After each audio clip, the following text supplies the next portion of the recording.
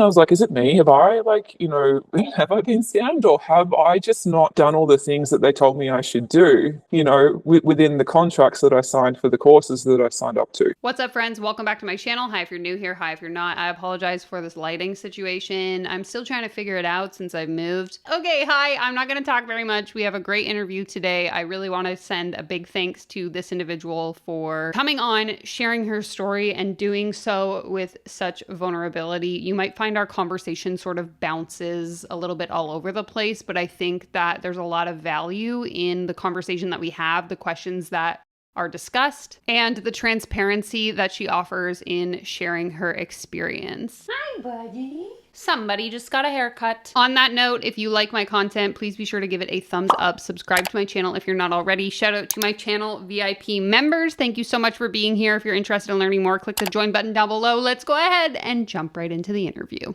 Well, my name is, and I've been struggling to come forward and talk about my experience in the coaching industry, which started, I got into it about 8 years ago, and I stayed in it for about 5 to 6 years. And, so it's been about 3 years since I made the exit, and that was slow and painful, and I'm still on that journey. And it is hard to talk about this. I'm nervous because I have a physical response talking about it because I haven't worked through it all yet. I have talked to my psychologist, who I've needed to hire, for many reasons, one of them being this, later, like in the last 2 years, and it's helped. But I still, again, I really appreciate this space to talk about it because I feel like I'm surrounded by people who really get it, and can empathize, and, it's pretty amazing to have this space now. Part of my journey of trying to get over this and heal this was to go on the internet and look up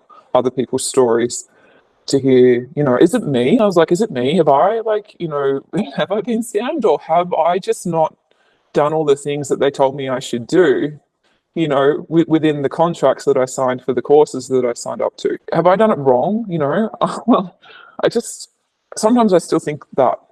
But as I go on, I feel, and I get a bit older, I start to look back and go, no, this is something very serious that happened to me. And it's like, I will say I might get a bit emotional because, as I said, it's still quite a little bit triggering to talk about.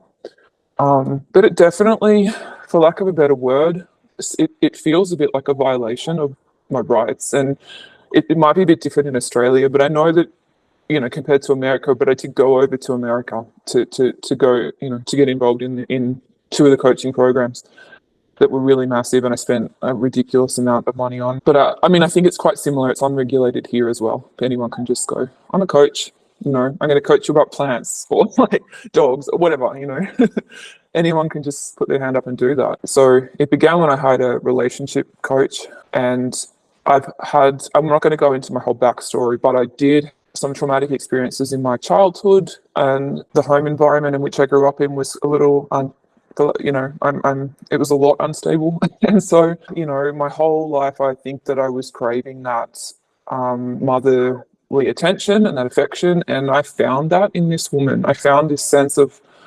protection and care that I hadn't really had before. It was like I'd found that emotional connection with another woman, in a professional sense, or in that kind of motherly sense, And I was ready to throw like all my money at her. And I threw a lot at she started out, she gave me a price for the coaching. My sister thought it was a ridiculous amount of money. It was like $3,000 for a program. And I had that money there, and I thought, this just feels too good to be true. I need to spend this with her. And then as we went along, she sort of said to me, how much, I said, well, how much would it be to work with you for 1 or 2 years, say? And she said, well, how much would you spend?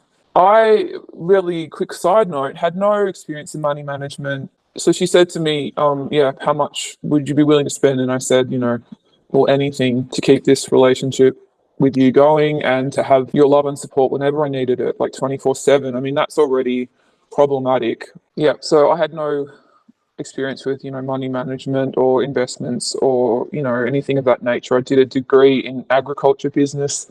That didn't, that told me about agriculture business, not business in general. The way that she sort of conducted business herself there wasn't right. To say to someone like me, who was just so naive and vulnerable. How much will you give me? I really felt taken advantage of, and it ended up that I worked that out about 6 months into this program that I signed up with her for, which I think it was ridiculous. You know, it was about 50,000 Australian dollars, and it meant that I could have access to her whenever I wanted, you know, morning and night. And And I what was think I she was just, helping you with? Like, what was she coaching you on? she was a relationship coach, but that, you know, like many of the labels that can be assigned to coaching can waver. You know, it can be, you know, oh, just call you. I mean, I was told by just call yourself this coach, but you'll end up coaching them on everything. You know, you'll end up being their mother, like not their, sorry, you'll end up being their emotional coach, their, you know, whatever coach, but just call yourself a relationship coach. And so he was coaching her as well. So they're all connected, the people whom I see. She, But she was like, what were her promises to you that enticed you to want to work with her? I guess is a better question. well, it started out being that I think I was single. I was like 25 or 26, you know, and back then, things have changed completely now. I think I'm a completely different person now, but back then, you know, I thought getting married and all that was the ultimate, sharing that quite vulnerably, but I did think that that's what it was. And so for her to come and say, like, I can help you with your relationship with men was very enticing. And, but it ended up not really having much at all to do with that. I mean, I remember learning about those sort of things with her, but not the outcome wasn't what she claimed. So you signed up to work with her for a year. Yeah, I think it was a year. I ended up like saying to her, can you please refund me, you know, at least the portion that was left. You know, it might have been 6 months into it and I asked for half of it back, something like that. It's a bit vague because I'd blocked a lot of it out, forgotten. And she agreed reluctantly. She wasn't happy about that. And from then that point on, it wasn't quite the same between us. Like, I basically shared everything with her. I was basically told her all my deepest, darkest thoughts. And there's a lot more that happened there, but just basically at the very end, and I remember our last conversation very vividly, her saying to me, I think you're disturbed. And that was really, really hard. Like, you know, you go to a psychologist or a therapist, you're not wanting them to tell you that there's something wrong with you and point the finger like that. And it really sort of showed, like, you know, it's very, very frustrating to know that some of the coaches that are out there they don't have the ability and they don't have the training and the education on how to work with someone who might actually be disturbed. You know, I think that I had a lot of, you know, trauma as a child, and I think that I probably was, but to be told that from her, whom someone that I trusted so heavily, and, like, you know, it felt like I could just share anything with, to hear that from her was just really, really devastating, you know. And then losing that relationship with her was like re-traumatizing all over again. So it's not just about the money, it's about the relationship that was formed, that was broken. So she put me onto and then that's when I went over to America and invested another ridiculous amount of money. That was like her coach. So Yes. you stopped working with her and you started working with her coach in the States. Yeah, one of her coaches. Yeah, she was very much connected to coaches in the States. She'd been in the game, in the coaching world longer than me, so she'd figured out who was hot at the time. So before all of this, I hadn't heard of any of these people. I was just living my little life in my little country rural town in Australia. That's all of us. Anyone who hasn't been affected by the industry, even, like, we were kind of chatting about this before we started recording, but it's this idea of like building a platform where people who get it can connect with other people who also get it, because the normal people in your life are like, I don't know who Tony Robbins is. I don't know who these people are that you're talking about. Like, but once you're in the coaching space, like, you can't unsee it. It's like, oh, well, this person's coached by this person's coached by this person. And it's just like, oh my God, they're all connected. It's a very small community, kind of, when you It look really at this, is. the mass of the world and then this little group of coaching people. Again, I'm a different person now to what I was then, but back then I was highly emotionally, psychologically vulnerable. It took me until took a couple of years ago to be diagnosed with autism, which, you know, there's all sorts of information out there about how, you know, people with autism like myself can take things a bit literally and be vulnerable in that sense. You know, just it's harder to sort of understand. Like, for example, said, you know, what his thing was when I got to his event, you know, do you want more money, power, sex, and fame? Do you want that? Because you can have that, you know.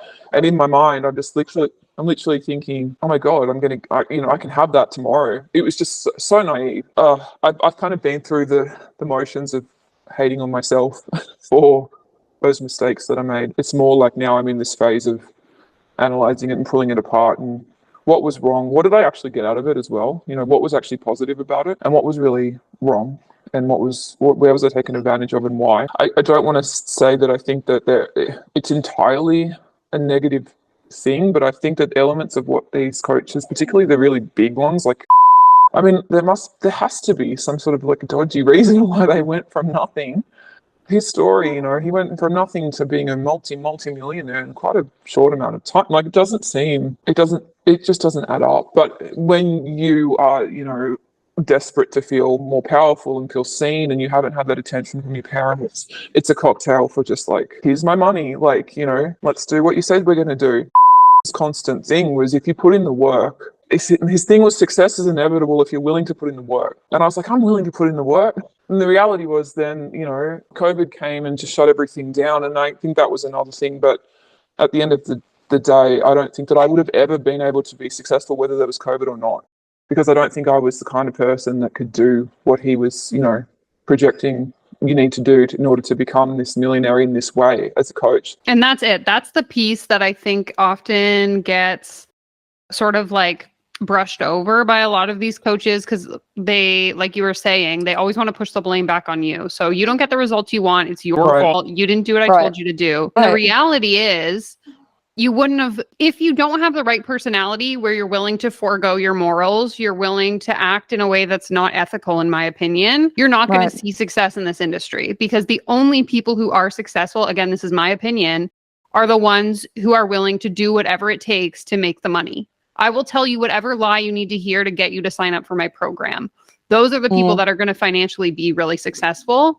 And I think that the majority of us who are failures in the coaching industry from their standards are the ones that aren't willing to compromise the things that we believe in. At least that was my experience. But I've really started to kind of notice this pattern with those who are successful are the ones who seem to really value having a lot of money and will do whatever it takes to get that money. Sorry, I get like really passionate about that, because it's like, we're all sitting around gaslighting ourselves, trying to blame ourselves for why we weren't successful when we're put into an industry where we're set up for failure. Totally. You're speaking my language, and I feel really lucky to be here, because I feel that I haven't been able to have this dialogue and with anyone really. I moved on to, I think it was also through the first relationship coach that I hired. She put me on to a woman named, I thought I found the pinnacle of life working with her. And, that was probably even more difficult. It's even more difficult to talk about and process, because she was working in, and I'm still working with, what do I take from that experience, and what do I not believe, and what do I not want to believe? She's working with, channeling spirits and learning. It was called the Academy. I got together, something you said just triggered the thought just then, and I got together with a group of women who actually, one of those women outed her on Facebook and wrote a post, and it's probably still there, calling her out on the group that she was running, this academy. And my experiences in there were cult-like, so it's very hard. I think once you've had some, I don't know, I've heard people call it like spiritual trauma, I guess, but because, again, being so naive and vulnerable, you just sort of take everything in. But it was dark, and we were given courses on positivity. I think I've heard you talk about that on this channel, like to be positive, and there's nothing else. Within the academy was like a $12,000 course for a year, and within that, I flew over 2 or 3 times, I think it was, to go to the ceremonies that she held. She's received quite a lot of kickback or flack on Facebook because of some of the practices that she was doing and continues to do, I believe. She got permission from someone in the Native American community to host these ceremonies, but to take the practices that are sacred and capitalize on them, there's something quite wrong about that. There's something very, very wrong. It's very hard to say that. And sorry, is she like a European Caucasian woman who's like exploiting these practices? Yeah. Okay, interesting. I know I'm flipping back and forth, but there's a lot can happen in 8 years. Yeah. Hard to keep the timeline straight sometimes. Yeah, I was with and it was around the same time, going back and forth from Australia to America. So a group of women got together after our experience in the academy to just talk amongst ourselves in a private group. I won't disclose what we talked about there because it was a private chat, but we did have a group Zoom meeting as well where we talked about it, and we talked about the fact that this was wrong, what she's doing and what she continues to do even today right now, but it's like most of the people bar like one have been just too afraid to say anything. It's like I'm still terrified to say something. That's why I'm like trying to disclose my identity, but I'm almost at a place of loss because I don't know what to do. But I do remember being on that group Zoom call, and I felt so lucky to have this group of women to talk to about our experiences.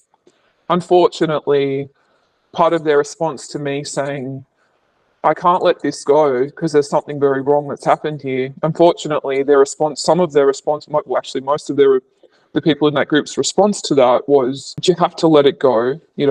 It's in God's hands. That kind of thing. And it still felt wrong. It was kind of like, yeah, but where's the critical thinking? Where's I can't just wave my sage stick and let this go. Like it's. And where's the accountability?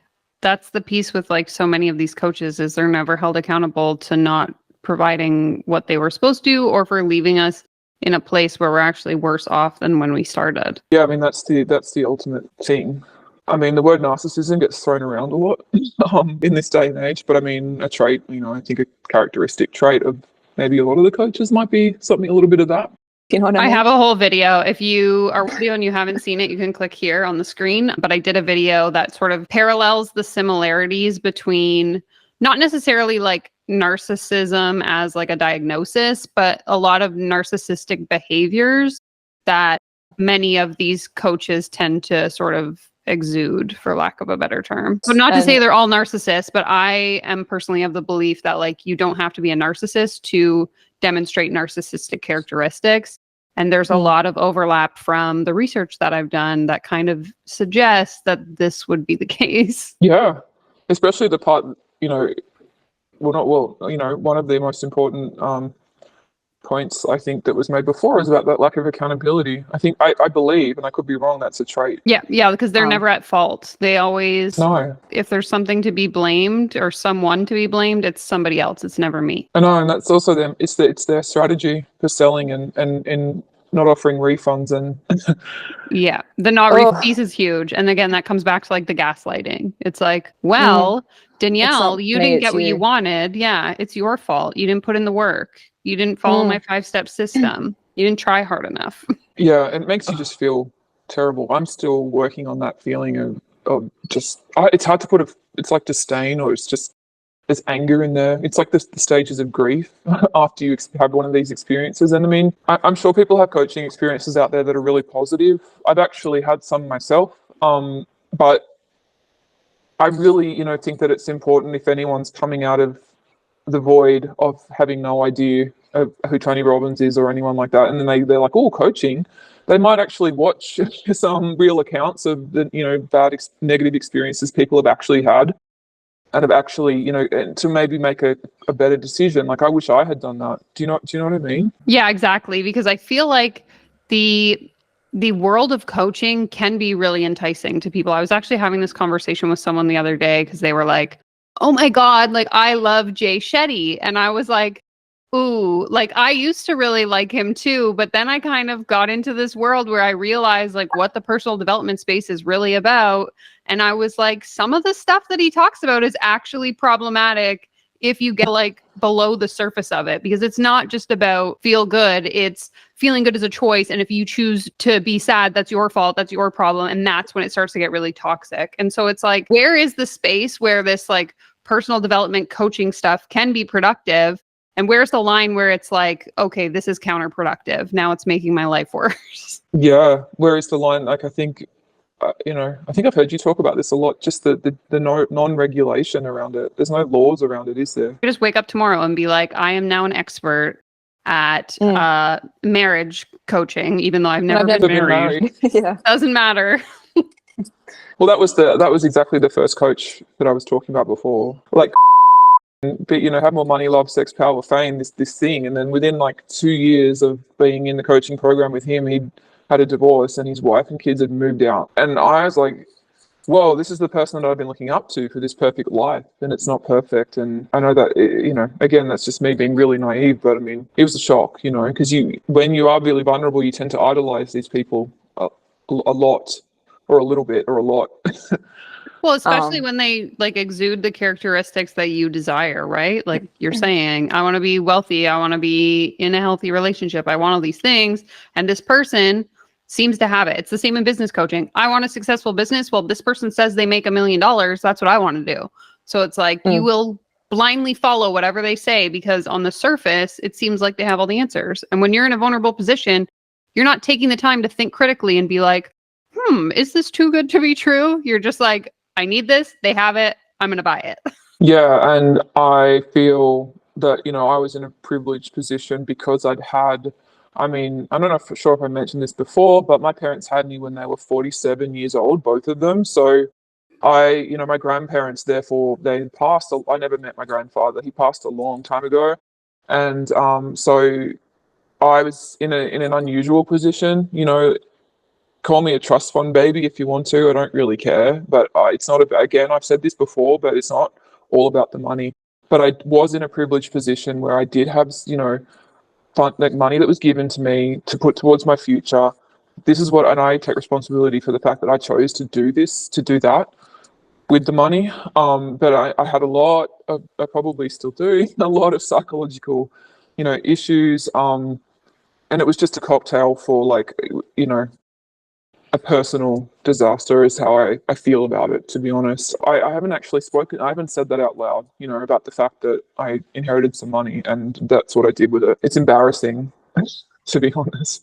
I It's mean, no matter where embarrassing. you get the money from, I think there's always going to be some level of shame associated with how you funded it when you realize that you kind of got duped. Because it's like, regardless of whether that money was given to you or you worked a 9 to 5 job and you saved $10,000 to pay for it, it's like, I spent money that was my money on something that, like, in retrospect seems so ridiculous, but at the time, like, didn't seem like it was a bad investment. It made sense to that version of yourself. Yes.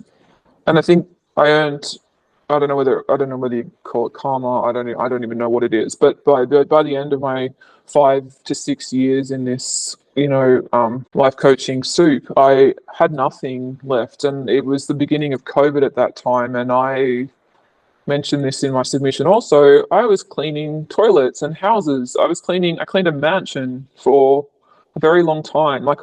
And like it had like 10 bedroom mansion, and I cleaned it alone just because like that's how I could make the most money. I know what work is. I have a job now. I work in disability support now. Like I have a job to keep myself because I made these stupid decisions, but I also was taken advantage of at the same time. It's not black and white. There's no point living in that space of blame, but as much as I kind of want to, that feels like easy. Do you know what I mean? Like it's really easy to sit here and just want to go, they did that to me. But then I think there's a part, at least for me, there was this point in time where I just kind of came to this realization that like, well, A, that's never coming, but B, it's not productive for me to sit and dwell and be upset or embarrassed or carry all this shame about like the quote unquote stupid decisions that I made in retrospect. It's like, okay, how can I take this experience and move forward from it? And so for me, that was part of the motivation to start this YouTube channel was like, okay, well, I can't get my money back, but if I can make a video that reaches one person that stops them from spending their money,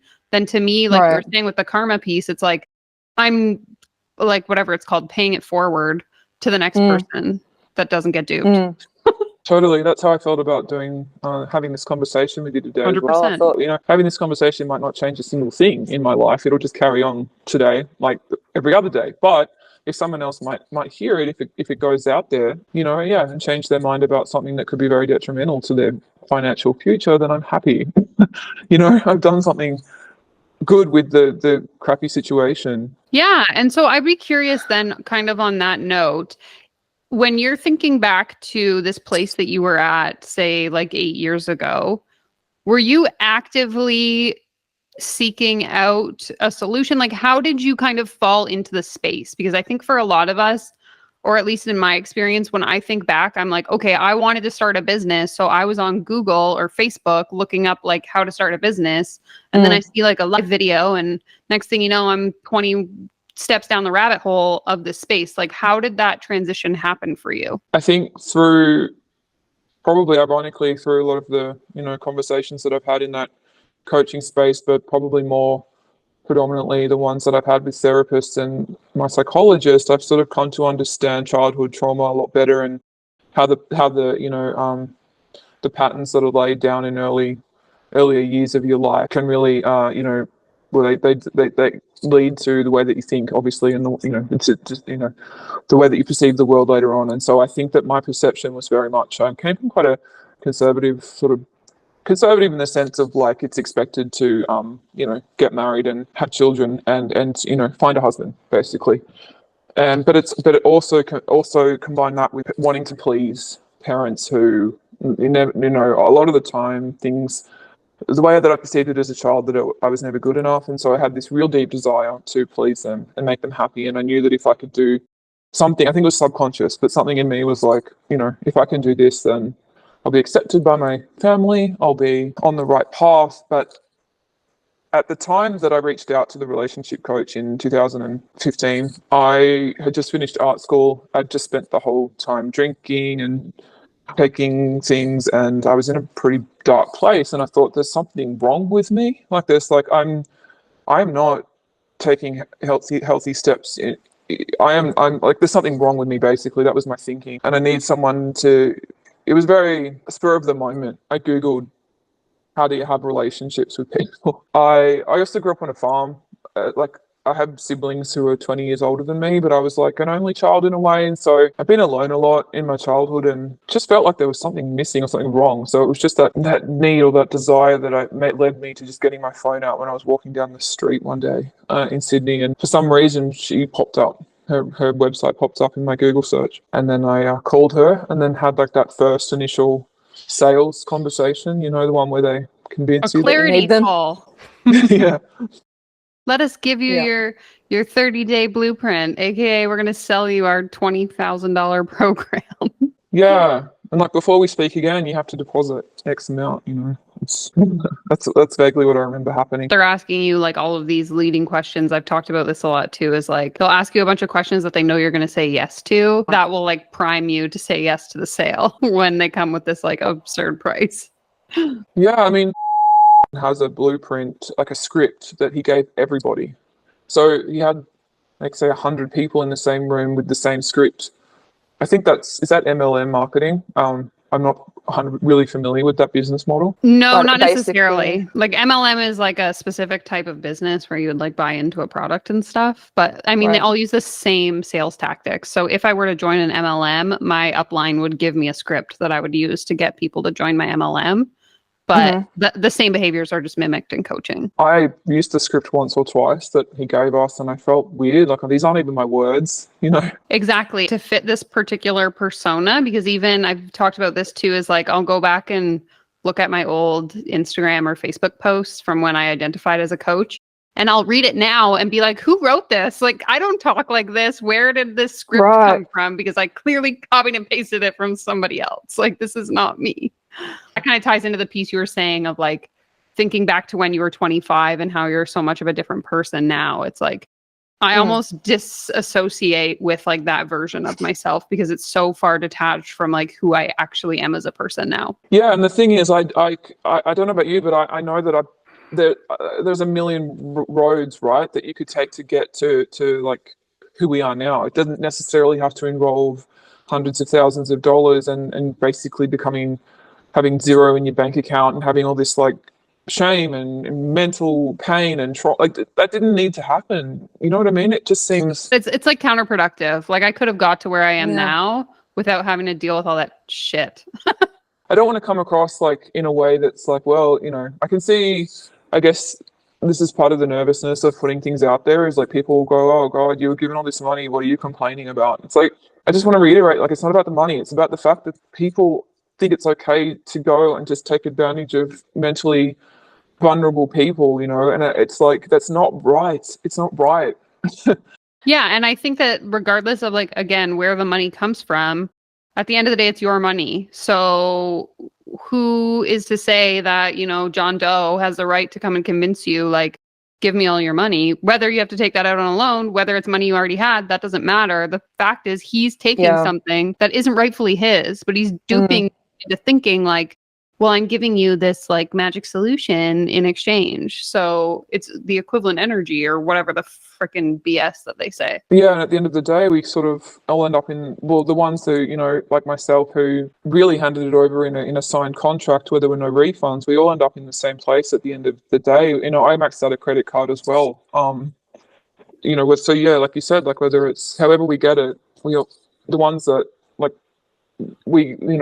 there's probably, I don't know how many people out there have had similar experience, but we kind of end up at zero. So it doesn't matter where it came from in the first place. Do you know what I mean? In my opinion, they're taking money in a manner that's unethical. So regardless of whether that's like real money I already have in my bank or it's money I borrowed from the bank, like it doesn't matter. It's like the principle itself is that they're taking something that they shouldn't be taking. Yeah, that, and I think that, you know, maybe this is a whole other conversation, but a lot of the practices within the actual coaching programs, I mean, it's like this bonding experience, right? And then once your contract's up, you don't see anyone or talk to anyone. The coach themselves often don't reach out to you and go, "Hey, how you doing?" It's just like, "Oh, where'd that go?"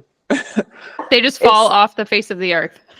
Yeah, and I was sent to boarding school when I was like 12, and so I was reliving all this abandonment trauma.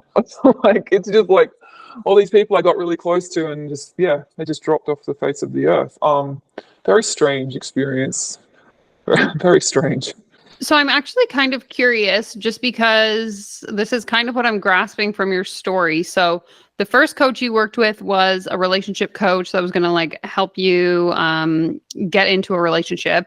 But then the second coach that you mentioned, were they coaching you for you to then open your own coaching business or because you were talking about like fame and wealth and that kind of thing. So did you kind of go into that under the guise of like, okay, well, now I'm going to also help people? I think I probably went into it for more selfish reasons, to be very honest. So like, you know, I just wanted to feel more power and feel more attention because I felt like those were lacking in my life. I really just liked the fact that people were so nice to me. Culturally too, it was really fun to be in America, and it's different to Australia. You know, there's a different vibe, and I was really, you know, vibing with that. And I just had this like money there at the time, and I thought, you know, I want to be a part of this. And I didn't critically think anything through. I didn't really even think I want to be a coach. I was just lured in by his words, basically. He's a really good salesman. I'll give him that.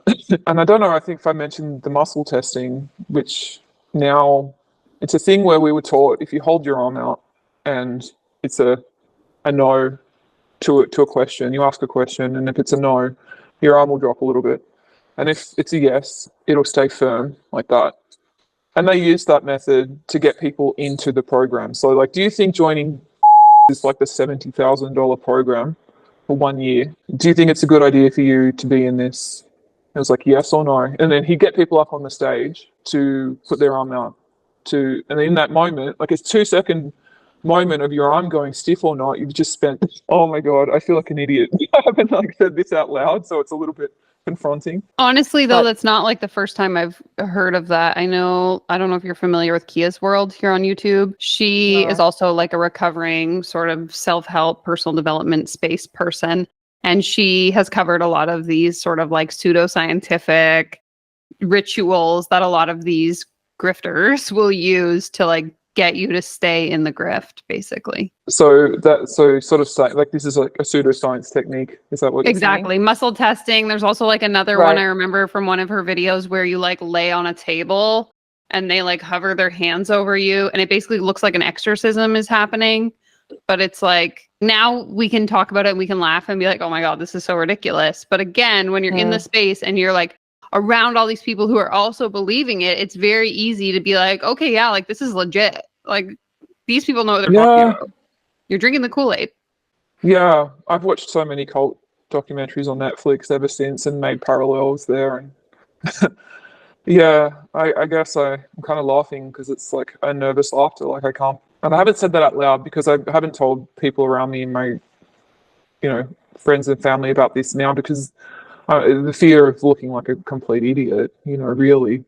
But I just wanted to share one thing too, because I thought about this just really quickly. And when I was getting signed up so I signed up for the program, this 1 year program. And then I, had that urge like, oh, I don't want to leave. I don't want to lose. It was that fear of loss of the group and the community and the care, even if from peers, people that were there, the community. And it was the second round, where he does his sale pitch on the stage. And then he's like, if anyone's interested, go to the back of the room. We'll do the muscle testing and see if it's right for you and all that crap. And so I go to the back of the room and I sit down with one of his staff who I actually had a really kind of beautiful relationship with. She really loved it. She was just fully in it, and she fully believed it. And so it made me believe it. And I told her, I said, like, my grandfather set up this, pool of money to help his grandkids. There's 4 of us, way in the future, and I feel like really bad about spending this amount of money that he's given us, on this. And she goes, well, she just sort of like manipulated my thinking and was like, well, what do you think he would want you to do with it? It sounds simple, but in my mind at the time, I thought, oh yeah, he would want me to join the psychological manipulation to convince you that it's right for you on top of the. And they'll tell you anything. It's like, oh, well, I have to take out a loan to pay for this program. Oh, well, the higher level version of yourself will be thankful that you invested in yourself. And if you invest, then you're going to take the program more seriously. Or like they always have some sort of psychological workaround for whatever excuse you have. Whether you have the money or you don't have the money, it's a good choice. But again, I backed out of the whole scene in the last 2 years, especially. And I kind of wish I knew more about the workings of it, but I mean, at the same time, I'm kind of happy to just be out of it. But I wish I'd known a little bit more about those sort of sales tactics and things before, ever thinking that it was a good idea to go there, because I might have been able to pick up on it. But again, when you just completely have no idea, you just believe anything that they're loving and warm people. It's not a hostile environment at all. Do you know what I mean? It's very appealing. And it's even like you're saying, I would say even up until a little over a year ago, there would be times where I would watch like a TikTok or something and I would be like, wow, like maybe this person really does know the secret to, building a 6-figure business. But now that I'm like, I know the sort of formula they all use, it's like, okay, no, none of these people know what they're doing. They're all just copy paste doing whatever everyone else is doing. And they're using these tactics to like get you to buy into it. So it's so interesting. But yeah, you don't know what you don't know. Yeah. And that's it, isn't it? I kind of live with that now for the rest of our lives. But I mean, that's life, right? It's like, okay, so now that I've been through this experience, which was obviously less than fortunate, how do I take that experience? What do I do with it? And if like some people, they get out of coaching and they just want to move on with their life, that's fine. People might look at me and be like, Danielle, like get some help. You're just bitter and wasting all your time on the internet. But again, like we've already talked about, like the mission is really so much bigger than me now. Exactly. Yeah. But it's just like you get to decide how you're going to take this like less than fortunate experience and move on with it. Like what you're going to do with it. So obviously some people might say, oh, you're wasting heaps of time. And some people might say you're actually saving people. Like, Exactly. You just have to figure out what the right choice is for you and then kind of honor that decision. Yeah. I mean, I just said to myself, I'll give it time. And 3 years later, I'm still having like waking up. I take antidepressants now. It's not over. And there could be other factors as well. I'm not just going to put it down to my experience in the coaching industry, but there's a lot of stuff that I'm still unpacking with my psychologist now, just probably triggers, things that I don't even know what they are, but something just doesn't feel right, if you know what I mean. So I feel like it's not time to stop talking about it and move on just yet for me. And again, like that journey is going to look different for everyone. Anyone who's watching this video might be like nodding along, feeling the same. They might have a completely different experience. And I think that's okay. It's like, again, with anything, some situations are going to like traumatize one person and then the other person's going to be completely unaffected. It's like, we're all so different and our experiences, even in the same programs, can be completely polar opposite to each other. So that's the piece that's always really fascinated me. And I think that's part of the intention here too, is like for those of us who do feel similar and want that space to be able to connect with other people who get it, it doesn't really exist right now. And so it's important for people like you to be willing to come on and share your story is so powerful for those people who are still kind of skirting the line of like, is this okay? Do I believe in this? And kind of trying to come to terms with that. Yeah, and it's just my story too. It might not necessarily be everyone's reality, like you said. And when I found your channel, I was like, wow! I'm like, wow! People are talking. I was so excited. Like, I was like, people are actually talking about this. I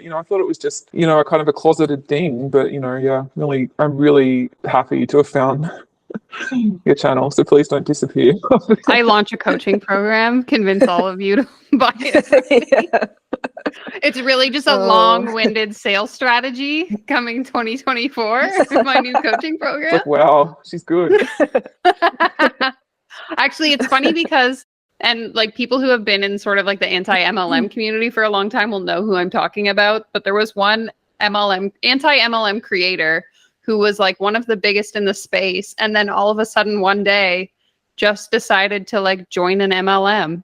And it was like, what is happening? You just created a career on YouTube debunking this industry. And now you're like jumping into it full force. So it does happen, but I can promise you all, I will not be launching a coaching program anytime soon. Thank God. You heard it here. For the record. I mean, like, yeah. I think I was watching one of your videos yesterday, actually, and I think that there was a question that came up about, like, is there actually any genuine coaches? And I still don't know. I don't know. I think there's a space for, like, productive coaching relationships, but it's very, like, often I'll get questions of, like, okay, Danielle, but, like, how do I find a good coach then? And it's like, that I don't know.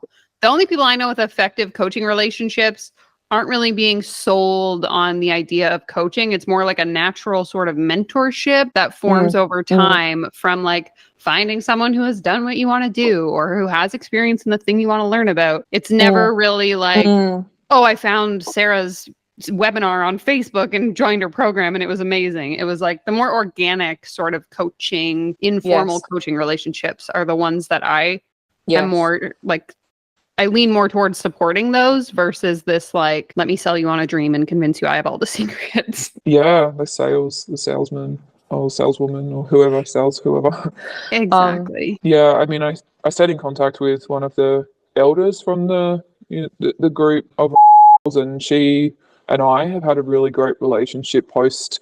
She was actually really sadly kicked out of the group as well. So her and I have connected a lot since then, and she's just voluntarily helped me with things, and I love her, and I'm so grateful to her, and she's an incredible woman, and it just reminded me when you said organic relationships, like that was probably one of the best things that happened to me out of that situation, but unfortunately it was because we both were like, what is this? Who is this? Who is this person? What is she?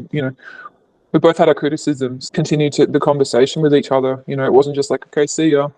I did deep ceremony with you for like 2 or 3 years. It wasn't, it's not over, but do you know what I mean? Sorry, it's just a little bit hard to talk about that. Totally makes sense. It's like trauma bonding, basically. I don't think there's a lighter way to put it. Like you both went through a pretty traumatic experience and now it's like, there's solace in being able to talk about it with someone who gets it. Yes, and at the same time, she's a good woman. She's a good person and an authentic leader, and I have a lot of respect for her as well in that sense. And I just feel grateful to have continued that relationship with her. But it's a sad situation. I don't know what the answer is. Like, do we go protest? Do we go stop people from taking advantage of people? Maybe this is it, just talking about it. Yeah, I think for now, my perspective is like, let's have these conversations. Let's get this out in the open, make more people aware of it.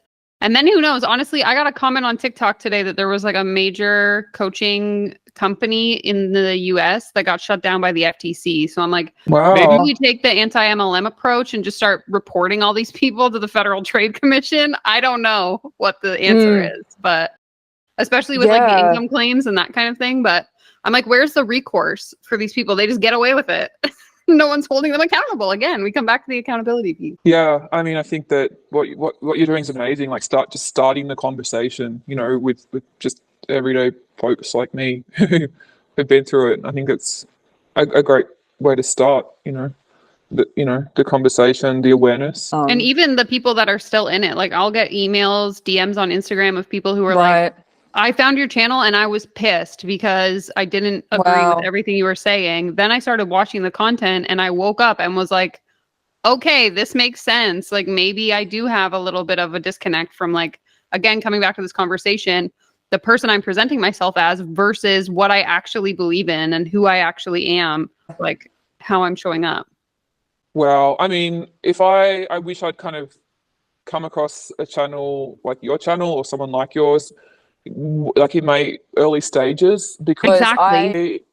I had a feeling something was wrong the whole time, but I never listened to it. And just to have someone have with a reason, reasoning and like logic and like some facts, it might have changed things. So it's really important to be sharing this stuff so people who are in it now might get help if they need it. Like I needed it. didn't get Exactly. it From at the like a time. licensed, trained professional who's actually regulated in what they can and cannot help you with. Yeah, a bit of honesty never hurt anyone. Exactly. And I think it just helps to set like realistic expectations. Like I don't go to therapy under the guise that my therapist is going to solve all my problems, but it's like I know that he has the tools to help me with, one day at a time. Yeah. Oh, look, my therapist, my psychologist now, she charges like just a regular psychologist rate, like a fraction of what I poured money into. It's just justified further for me that it was a complete scam because I've just come leaps and bounds working with her over the last year, and it wasn't about how much I spent on the on the therapy or the psychology appointments. It was the fact that she just was genuine. It just is genuine. Just genuinely wants to help me and give me tools, and that do you know what I mean? Like it's like. No, I think that makes sense. And in my mind, it kind of ties back to this conversation we were having again with like these like narcissistic tendencies is like, I genuinely believe that most people that are in like a role, like a therapist, a psychologist, whatever, like obviously there's money to be made there, like in any career, but there's no ego part of it where it's like, oh, I get the pleasure of transforming Danielle's life by being her therapist. It's like they're genuinely just there to use the tools they have to help you improve your life. It's not this like self-serving, I don't know, experience. At least that's been my experience with therapy. My therapist has never come off as like, I'm the best because I help you solve all your problems. Whereas like in coaching, that's what it is.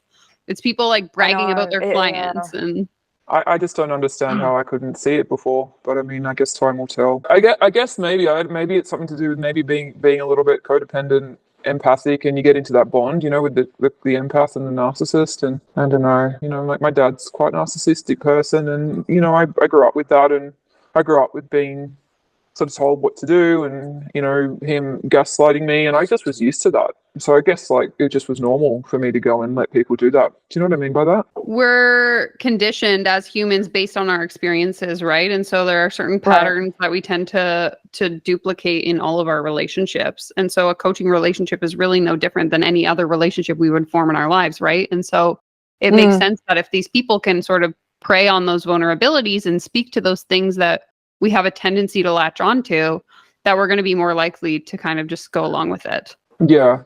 And I think, putting this kind of information out there is really important so that, it can be understood before it's too late. Yeah, well, I really appreciate you for coming on and sharing your story. I know it's not easy, and a lot of people that I've spoken to, like privately on Instagram, for example, will say like, I'm not ready to share my story yet, but like, I want to one day work up to it. And so I really want to commend you to have the courage, even if it's done anonymously. It's like you had the opportunity to come and to share your story. And I'm certain that other people are going to listen to this and relate to it and all of that. So I really just want to thank you for taking the time to come on and talk to us all.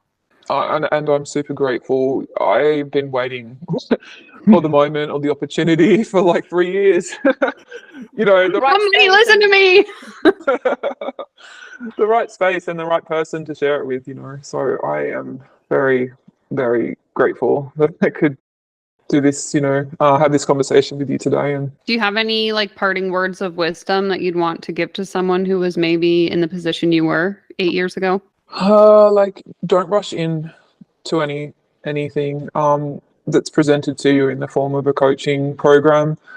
Maybe talk to a therapist or a psychologist or someone like that, or someone you trust before.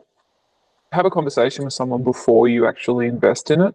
I wish I'd done that because it might have changed my thinking and my way of approaching it.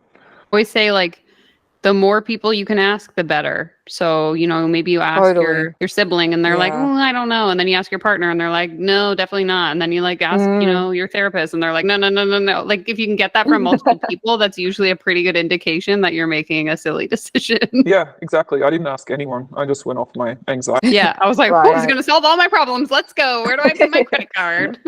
Exactly. Yeah. Same. Once again, I want to give a big thank you to this particular individual for coming on and for sharing her story so vulnerably here on my channel. If you're interested in sharing your scam story, I have a submission form linked in the comments down below. As always, if you enjoyed this content, be sure to give it a thumbs up, subscribe to my channel, take care, comb your hair. I'm going to leave you with this video right here next. Goodbye.